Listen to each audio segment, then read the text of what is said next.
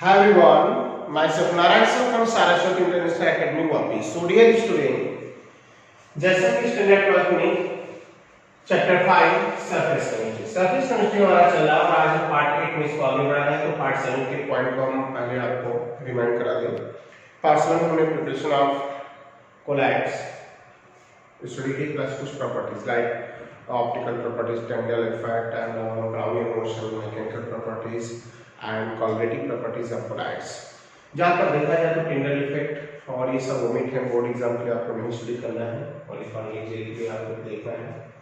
तो ये study part है, फिर भी सारे पॉइंट्स साथ में एक्सप्लेन कर दिए जा रहे हैं. सो स्टार्ट करते हैं आज के पॉइंट पार्ट 8 में जो रिमेनिंग पार्ट है यहाँ पर. तो coagulation, Hardy Schulze law, coagulation, Hardy Schulze law and उससे भी बेस्ट पॉइंट है हमारा आज का इलेक्ट्रोफोरेसिस. तीन पॉइंट पर पार्ट 1 में डिस्कशन चलेगा. तो हम बात करेंगे यहाँ पर point electrical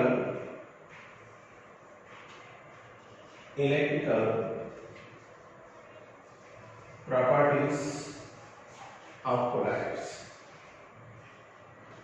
electrical properties of collapse in bracket.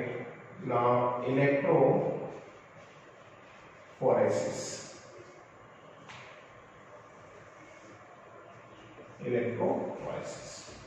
So student first of all हमको समझ लेते हैं इसमें इलेक्ट्रोफोरेसिस पार्ट में हम स्टडी करने वाले electrical properties of collapse means about the constructive charge on collapse. Actually collapse होते क्या है, एक हेटेरोजेनस सिस्टम है that contain only one kind of charge like positive or negative. So collateral particle पर एक ही चार्ज होता है, या टोटल पार्टिकल्स पॉजिटिव चार्ज रखते हैं या तो नेगेटिव चार्ज.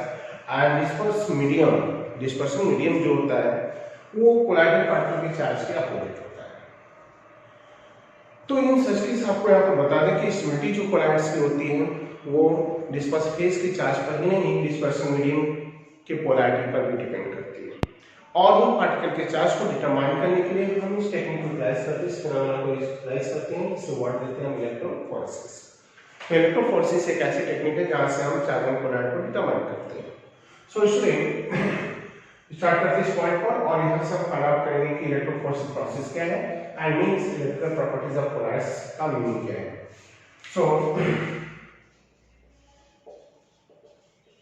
कोलैप्स और colloidal particle means disperse phase. Disperse phase have positive or negative charge. So student यहाँ पर जो कोलैटरल पार्टिकल होते हैं एक ही चार्ज मेंटेन करते हैं, या तो ओवर पॉजिटिव चार्ज होते हैं या तो फिर negative.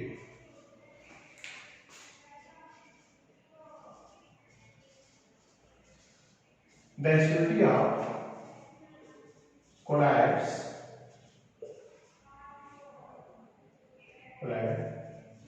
Not only depend at the charge on particle of disperse phase,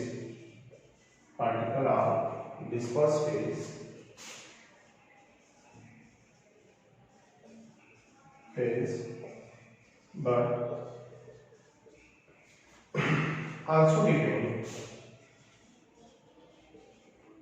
at polar nature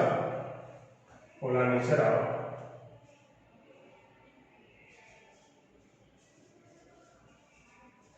dispersion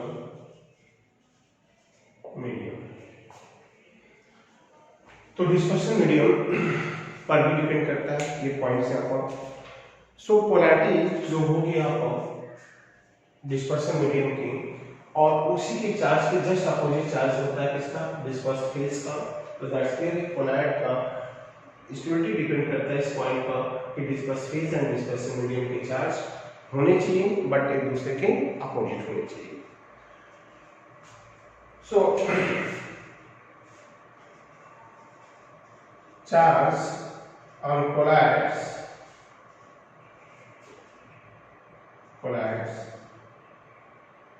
determined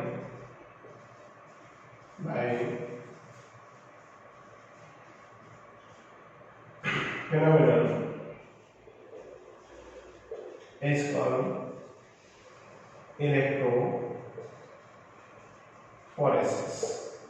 वो फिनोमेना जिससे हम किसी कोलाइडल पार्टिकल का चार्ज को हम फाइंड आउट करते स्टूडेंट, उस प्रोसेस का नाम है क्या?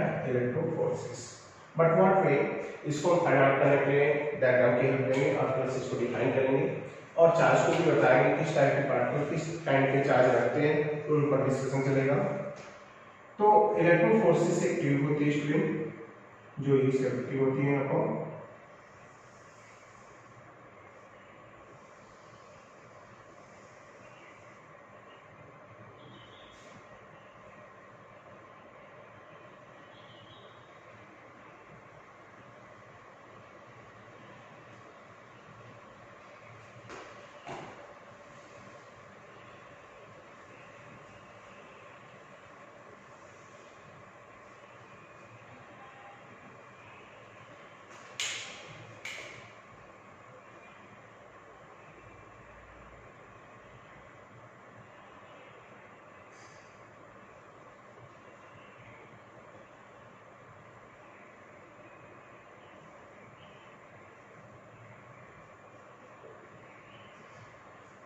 So स्टूडेंट, इलेक्ट्रोफोरेसिस प्रोसेस के लिए हम इलेक्ट्रोफोरेसिस ट्यूब यूटिलाइज करते हैं, that is called electrophoresis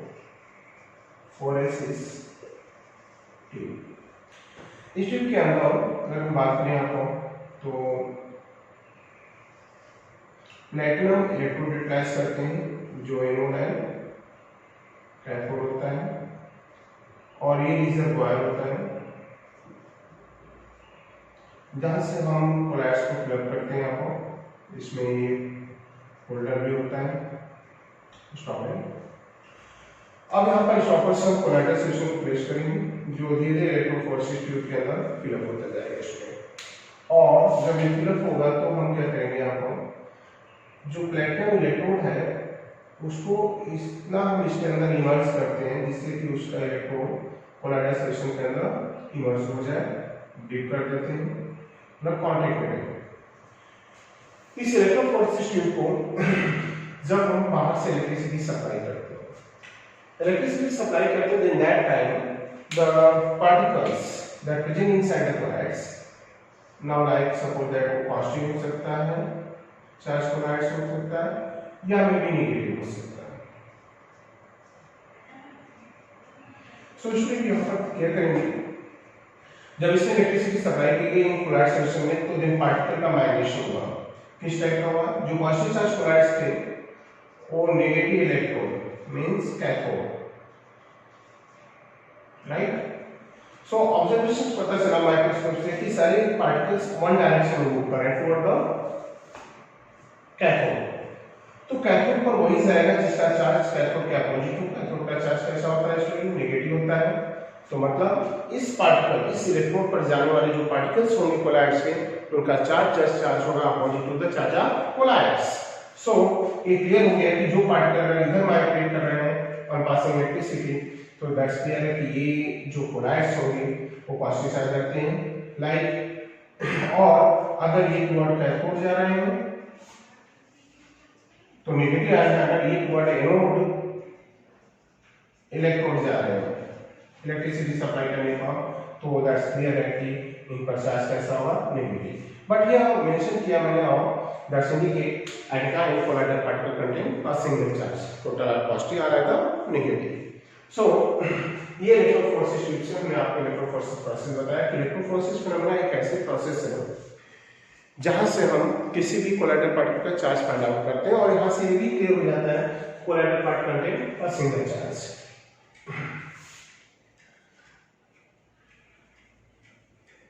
When electricity supply supplied in colloids placed in using electrophoresis tube. Using electrophoresis tube, then particles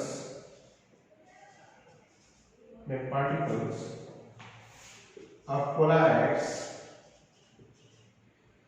migrate or either moving toward cathode or anode.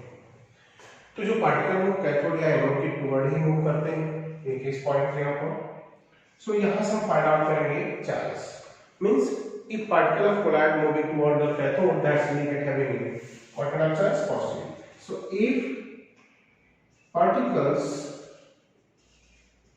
of colloids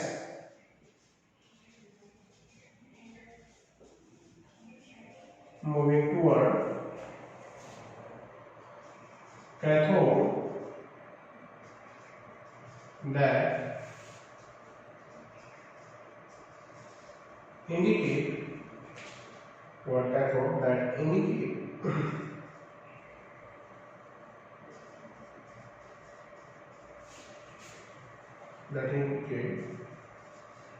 having positive charge। So student यहाँ से clear हो गया आपका points कि अगर particle colloids के किस side move कर रहे हैं toward the cathode, that's indicate colloidal particle have positive charge। But if moving toward anode, so contain negative charge। So in this way we can determine the charge of colloidal particle by passing electricity in colloids that place in electrophoresis tube। So ये process हो गया हमारा। यहाँ से हमें points को explain कर दिया कि इलेक्ट्रोफोरेसिस प्रोसेस है क्या। इन सब अगर हमें डिफाइन करना है स्टूडेंट, तो सिंपल से राइट करेंगे, हम यहाँ पर पॉइंट बताएंगे। The migration of the colloidal particle toward the opposite charged electrode on passing electricity into them is called electrophoresis। So real definition जो यहाँ पर पॉइंट्स होगा, the movement of colloidal particle means disperse phase toward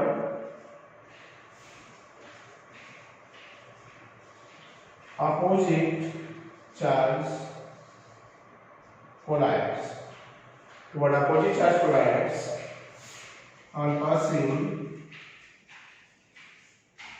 electricity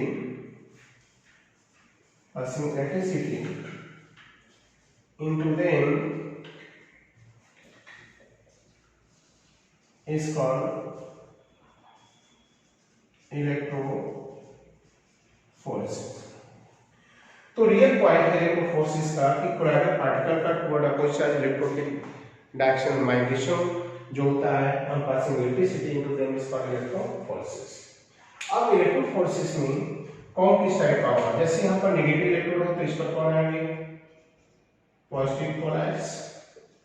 ये कौन से compound हो सकते हैं? एज एग्जांपल FeOH का होल्ड्राइज मींस इसमें अगर हम फेरिक हाइड्रोक्साइड का कोलाइड्स प्लेस करके इसमें इलेक्ट्रिसिटी सप्लाई करेंगे तो टोटल पार्टिकल का माइग्रेशन किधर होगा? Toward cathode. And other like AlOH का होल्ड्राइज, एल्युमिनियम हाइड्रोक्साइड सेकंड एग्जांपल है। First is the ferric hydroxide, second is aluminium hydroxide. तो अगर हम इसको पास करते हैं तो दैट्स क्लियर है कि ये दोनों पार्टिकल जो होंगे फेरिक और एल्युमिनियम एक इधर घूमेंगे टुवर्ड कैथोड। सिमिलरली अगर पार्टिकल जा रहा है टुवर्ड एनोड तो नेगेटिव चार्ज कैरी करेगा, उसमें सल्फर होगा, आर्सेन में सल्फाइड होगा, या सल्फर होगा, आर्सेन में सल्फाइड होगा, लाइक सिल्वर होगा। तो ऐसे जो ऑरेनियम होगा, गोल्ड, तो सिल्वर, गोल्ड, सल्फर, आर्सेन में सल्फाइड, ये सब कोलाइड्स नेगेटिव चार्ज रखते हैं, क्योंकि इनमें जब हम इलेक्ट्रिसिटी सप्लाई करते student in electrophoresis, then the particle of the sulfur, arsenic sulfide, silver and gold now start to migration or movement toward the anode. So particle का toward opposite charge electron migration ही क्या बोलते हैं हम? Electrophoresis बोलते हैं। तो electrophoresis का meaning I hope आपको क्लियर हुआ होगा। परफेक्ट तरीके से आपको वीडियो देखना है, समझना है। सो स्टूडेंट, ये हो गया electrical properties of colloid means electrophoresis. Then आता हम बात करेंगे कोगुलेशन की। कोगुलेशन की बहुत ही इंपॉर्टेंट पॉइंट्स है। अगर हम बोर्ड के पॉइंट ऑफ व्यू से जा रहे हैं, नीट जे के पॉइंट ऑफ व्यू से जा रहे हैं, तो काफी इंपॉर्टेंट हेडिंग है और इस पर तो अच्छा खासा कमांड होना चाहिए। क्रिटिकल पार्ट है, तो डिपेंड ये करता है आपका कि आप कितना कंसंट्रेट होकर लाइन रीड करके एंड पॉइंट्स को क्लियर करते हैं। सो पॉइंट्स होगा यहाँ पर। अब हम बात करेंगे पार्ट 1 में कोगुलेशन को। तो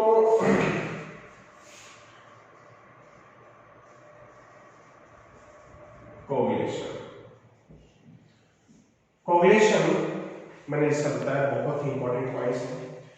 कोगुलेशन में हमें पढ़ना क्या है? कोगुलेशन में फर्स्ट ऑफ ऑल हमें बताना है कि किसी भी कोलाइड्स को स्टेबल होने के लिए, स्टेबल रहने के लिए हमें लेस प्रोपोर्शन में इलेक्ट्रोलाइट्स ऐड करते हैं।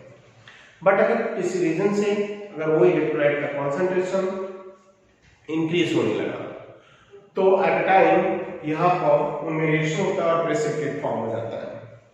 तो वही इलेक्ट्रोलाइट जो कोलाइड को स्टेबल बनाता है और वही रिस्पॉन्सिबल हो जाता है किसके लिए? For precipitation. तो प्रेसिपिटेट का formation by addition of electrolytes into colloids is called coagulation. But इसके लिए हमें क्या करना होगा कि कोलाइड इलेक्ट्रोलाइट का चार्ज जो हो वो कोलाइड के पार्टिकल के चार्ज के अपोजिट हो और एक्सेस कॉन्सेंट्रेशन हो, जिससे उस कैटायन और उस एनायन के बीच में अट्रैक्शन होता है और न्यूट्रलाइज होकर प्रेसिपिटेट के फॉर्म में बाहर आ जाता है। तो ये पॉइंट्स हमारा बनता है। तो ऐसे केस में हम बात करेंगे यहाँ पर कोगुलेशन और कोगुलेशन को डिफाइन। यहाँ पर हमें फ्लोकुलेशन भी पढ़ना है, एक छोटी सी पॉइंट है, मैं उसको भी राइट कर दूं। फ्लोकुलेशन, फ्लोकुलेशन का मीनिंग, कोगुलेशन का मीनिंग, तो ये सारे पॉइंट्स पढ़ने हैं। सो फ्लोकुलेशन भी हमें यहाँ पर स्टडी करना है। तो फ्लोकुलेशन क्या होता है, कोगुलेशन क्या होता है, इस पर बात करेंगे। तो राइट करेंगे हम for the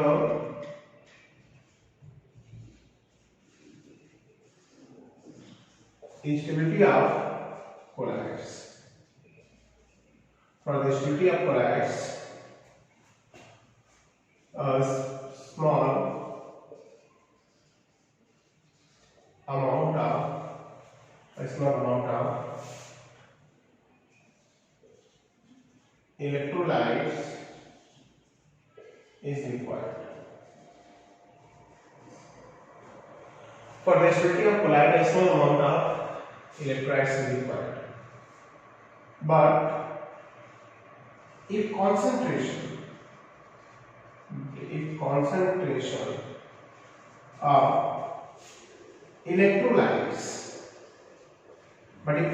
of electrolytes increase,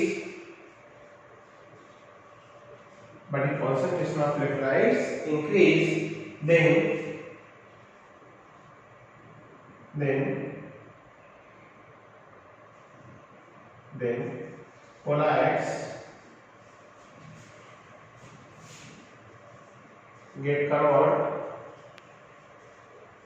in precipitate.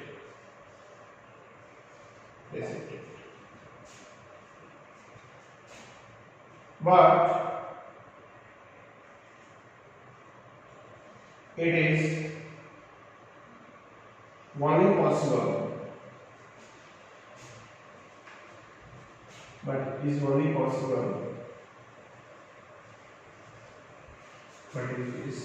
possible, when charge of electrolytes are different then charge of collides particle. So stability of colloids के लिए स्टूडेंट बहुत लेस सेक्शन में स्मॉल प्रोपोर्शन में हमें कोलाइड्स में इलेक्ट्रोलाइट्स ऐड करना पड़ता है, बट ये स्टेबल तभी तक रहता है। लेकिन अगर कॉन्सेंट्रेशन ऑफ इलेक्ट्रोलाइट्स बढ़ गया जैसे मैंने बताया तो वहां पर प्रेसिपिटेशन हो जाता है। लेकिन ये कभी होता है जब charge on colloids and added electrolytes दोनों के चार्ज डिफरेंट हो। सो इन सच केस स्टूडेंट आपको यहाँ पर वाटर प्रेसिपिटेट होता है उसका रीजन नहीं बता दिया। तो कहीं कहीं ये जो हमारा प्रोसेस है colloids and flotation now both is related to the what is precipitation। तो प्रेसिपिटेट से रिलेटेड है तो मैं आपको बता दूं यहाँ पर when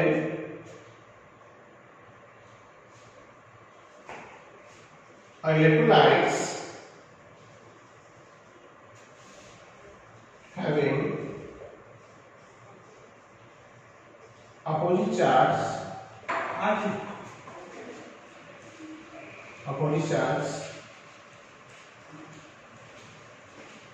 then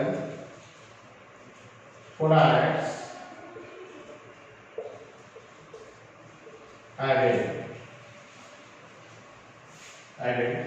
then due to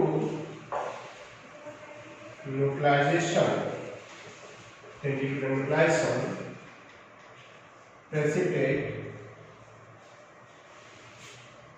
is formed। This process is called coagulation।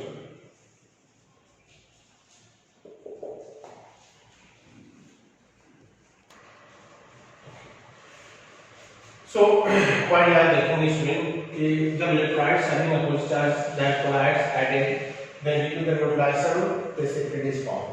This process is called coagulation, right? तो एसोसिएशन जो होता है कोलाइडल पार्टिकल का इलेक्ट्रोलाइट्स की वजह से उसी प्रोसेस को हम क्या कहते हैं coagulation.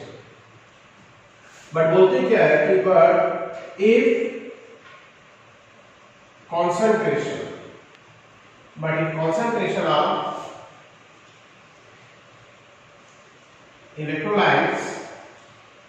concentration of electrolytes is very less that associate the particles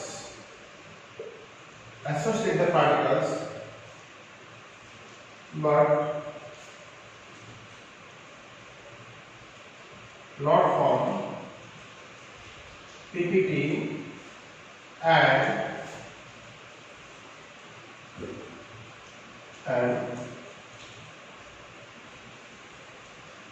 form collides after proper shaking is called flotation। So flotation होता क्या है? तो जो वापस से क्या होता है कि कॉन्सेंट्रेशन ऑफ इलेक्ट्रोलाइट्स हमने डाला, जैसे हमें कैसा चीज बनाना है, मिल्क को लाइट वार्म किया, लेमन जूस को ऐड किया, बहुत ज्यादा ऐड कर दिया, हमें चीज पूरा क्या होता है इसमें होकर वो पनीर बना देता है, चीज बन जाता है।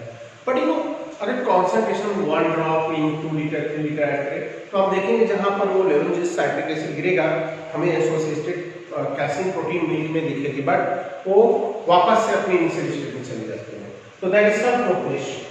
तो फ्लोटेशन का मीनिंग यहाँ पर क्या हो गया कि फ्लोटेशन में इलेक्ट्रोलाइट्स बहुत लेस सेक्शन में होता है, राइट, बहुत ही लेस एक्सटेंट में होता है, और इस लेस एक्सटेंट की वजह से वो क्या होता है एसोसिएटेड होते particle but they go back in its initial state after proper settling.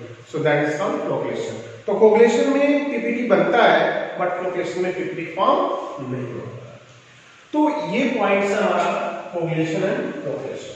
That is the number of examples हमें देखने को मिलते हैं। लाइक कोगुलेशन की अगर बात करें एग्जांपल की, तो like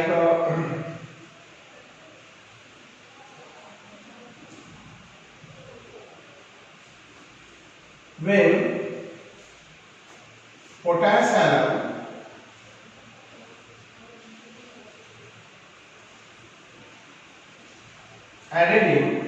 potash alum added in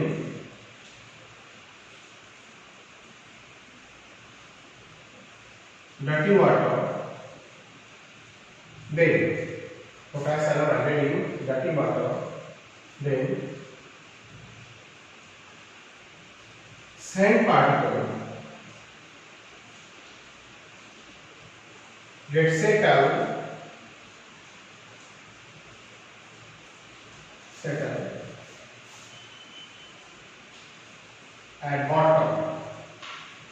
at bottom, by coagulation।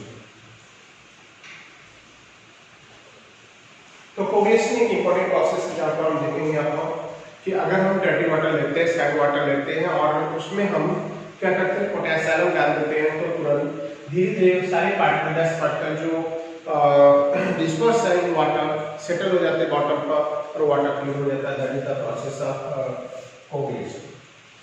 Then another example that is very important, when the delta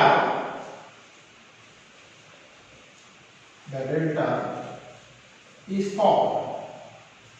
The delta is formed where river water meet to sea water।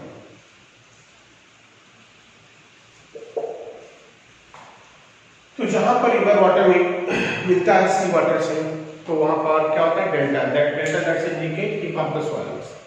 Meaning क्या, आपको river water यहां पर आपको मैं clear कर दूं कि जो रिवर वाटर होता है that is act as a collides.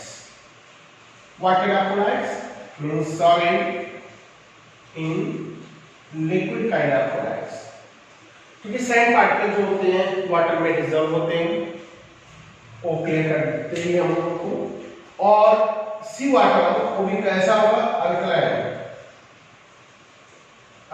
C water. तो alkaline sea water that having pH is greater than 7, you know what are the electrolytes। यहां पर वर्ड इलेक्ट्रोलाइट्स ही बताता है जो लिक्विड जिसका pH या एकदम ग्रेटर देन 7 हो या फिर लेस देन 7 हो। ऐसे केस में क्योंकि ये equal to 7 that's indicate neutral, और ऐसे सब्सटेंस ऐसे लिक्विड इलेक्ट्रिसिटी कंडक्ट नहीं करते हैं। अब नहीं करते हैं इसका मीनिंग ये हो गया कि इलेक्ट्रोलाइट्स का वर्क वही करेगा जिसका pH ग्रेटर देन 7 या लेस देन। तो अल्कलाइन सी वाटर के साथ दैट्स क्लियर है। तो ये वर्ड हो गया इलेक्ट्रोलाइट्स का काम करेगा। इलेक्ट्रोलाइट्स मतलब कोगुलेटिंग एजेंट, कोगुलेटिंग एजेंट। अब कोगुलेटिंग एजेंट्स है क्या? कोगुलेटिंग एजेंट्स की बात करें हम यहाँ पर, तो ये जो इसमें कैसे परफॉर्म करता है, जहां पर रिवर वाटर हो, मैं बोलूं कि ये रिवर वाटर है और ये डस्ट पार्टिकल है, ये आपका सी वाटर हो गया, यहां मिलेंगे ये इलेक्ट्रोलाइट्स का है, तो जो डस्ट पार्टिकल है यहीं पर क्या होंगे, सेटल होने लगेंगे। That is the form what is tip of the that is called delta. तो रिवर वाटर सी वाटर मिलते हैं, वहां पर डेल्टा फॉर्म होता है due to the coagulation. Clear? तो यहां पर एक लास्ट पॉइंट मैं आपको एक्सप्लेन करने जा रहा हूं about the coagulation and flocculation. तो कोगुलेशन एंड फ्लोकुलेशन में एक सबसे बड़ा पॉइंट होगा कोगुलेटिंग एंड फ्लोकुलेटिंग एजेंट्स। ये क्या होते हैं? कोगुलेटिंग एजेंट्स की बात करें और फ्लोकुलेटिंग एजेंट्स। सो स्टूडेंट यहां पर दो पॉइंट के बारे में हमें और जानने की जरूरत है, वो है coagulating agent and फ्लोकुलेटिंग agent. Coagulating agents क्या है? बोलते हैं electrolytes that having opposite charge to the charge of colloid and help in the formation of precipitate is called coagulating agents. So coagulating agent वो इलेक्ट्रोलाइट्स हैं जिसको collide में add करने के बाद प्रेसिपिटेट फॉर्म होता है, राइट। तो कोवैलेंटिंग एजेंट क्या होता है? Here the electrolytes added in colloids form precipitate but having opposite charge to the charge of colloid is called coagulating agents. Now similarly हम बात करेंगे फ्लोरेटिंग एजेंट्स का। फ्लोरेटिंग एजेंट्स क्या होता है? आपको फ्लोरेशन हमने यहाँ बताया, आपको दो था, कोगुलेशन और फ्लोरेशन। तो कोगुलेशन के बाद फ्लोरेशन की बात करते हैं। तो फ्लोरेशन होता है वो इलेक्ट्रोलाइट्स जो फ्लोरेशन के लिए रिस्पॉन्सिबल है, बट हमारा पॉइंट जो पूछा जाएगा वो है सिर्फ coagulating agent. So I hope clear हुआ होगा आपको। सो वंस अगेन रिमाइंड करा दूं मैं, कोगुलेशन एक प्रोसेस है जहां पर हम कोलाइड सॉल्यूशन में प्रेसिपिटेट का फॉर्मेशन देखते हैं, और फॉर्मेशन के लिए हमें इलेक्ट्रोलाइट्स की रिक्वायरमेंट होती है, that is called coagulating agent, जिसका चार्ज कोलाइडल पार्टिकल के चार्ज के जस्ट अपोजिट होता है। ये इलेक्ट्रोलाइट्स अगर एक्सेस क्वांटिटी में है तो कोगुलेशन होगा, प्रेसिपिटेट फॉर्म होगा। अदरवाइज इन लेस सेक्शन में है तो फिर पार्टिकल एसोसिएट होंगे बट प्रेसिपिटेट फॉर्म नहीं करेंगे और अपने इनिशियल स्टेट में आ जाएंगे, तो इसे वर्ड देते हैं फ्लोरेशन। एडेड इलेक्ट्रोलाइट्स को कोगुलेटिंग एजेंट बोलते हैं। That is the number of example हम देखते हैं, जैसे मैंने दो एग्जांपल दिया जो हमारे अराउंड दिखते हैं, खासकर डर्टी वाटर को क्या क्लीन करने के लिए हम पोटेशियम का यूज करते हैं, right. And here river water, sea water का पॉइंट दिया। ब्लड क्लॉटिंग इससे हम लोग होता है, चलो ठीक है, इंजरी आई आपको, इंसिजन हो गया बॉडी में कहीं को, तो ब्लीडिंग होती है, then that time after some times blood clotting भी होती है, तो वहां पर भी ये कोगुलेशन ही प्रोसेस है। तो ऐसे नंबर ऑफ एग्जांपल हमें देखने को मिलेगा अबाउट कोगुलेशन। देन आपका इससे रिलेटेड है हार्डी-स्क्वीज लॉ। तो इसमें इससे रिलेटेड हार्डी-स्क्वीज लॉ जिसकी बात हम करेंगे नेक्स्ट पार्ट में। तो according time period now part is completed. यहाँ पर हमने दो पार्ट के बारे में, दो मेन इंपॉर्टेंट हेडिंग के बारे में पढ़ा, काफी मायने रखती है दोनों हेडिंग, एक था आपका इलेक्ट्रोफोर्सेस और एक कोगुलेशन। इलेक्ट्रोफोर्सेस को भी मैं रिमाइंड करा दूं, एक ऐसा प्रोसेस है जहां पर हम कोलाइडल सॉल्यूशन के अंडर इलेक्ट्रिक फील्ड रखते हैं और कोलाइडल पार्टिकल एक ही डायरेक्शन में क्या करते हैं, मूव करते हैं, या तो टुवर्ड एनोड या तो टुवर्ड कैथोड, जिससे हम डिटरमाइन करते हैं चार्ज ऑन कोलाइड्स। तो इसे वर्ड देते हैं क्या हम, इलेक्ट्रोफोर्सेस। सो स्टूडेंट आज पार्ट 8 चैप्टर 5 सरफेस केमिस्ट्री बस इतना ही। तो पार्ट 9 में हम न्यू पॉइंट के साथ आएंगे जहां पर हम हार्डी-स्क्वीज लॉ भी पढ़ेंगे काफी डिटेल में, एंड देन आफ्टर कुछ ओमिटेड पार्ट लाइक जैसे स्टूडेंट पार्ट भी है, क्योंकि पोर्शन के अकॉर्डिंग जाए तो अब हमारे पास पार्ट बचे नहीं हैं, तो उन पार्ट को भी एक्सप्लेन किया जाएगा जिनकी जरूरत आपको पड़ेगी आगे दूसरे नीट और जेईई में। सो पार्ट 9 में मिलते हैं न्यू पॉइंट के साथ। Bye, thank you.